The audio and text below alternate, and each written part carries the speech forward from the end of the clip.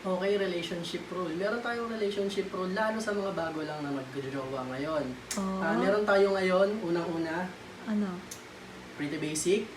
Kapag mali si Ethan, tama Siyempre, si Renzel, tama ako. results, tama si Renzel. Tama ko. Ngayon, meron tayong pangalawa. Oh.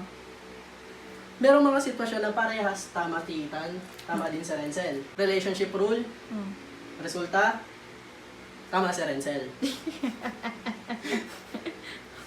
Alam mo ah. Pero meron minsan ng mga pagkakataon na di natin maiiwasan. Oh. Minsan tama si Ethan, Aha. mali si Renzel. Oh. Resulta, Ako yung tama. tama si Renzel. Di ba sabi ko na? Okay, lastly, Oh. meron tayong masasabi natin ng mga once in a month or once in a year na pagkakataon. Oh, sige. Parehas tayong mali. Mali. Mali si Ethan, mali si Renzel. Nako. Resulta, mali si Ikaw Ethan. mali. Tama. Kailangan nyo lang sundan tong rules na to kung gusto nyo mas tumagal kayo.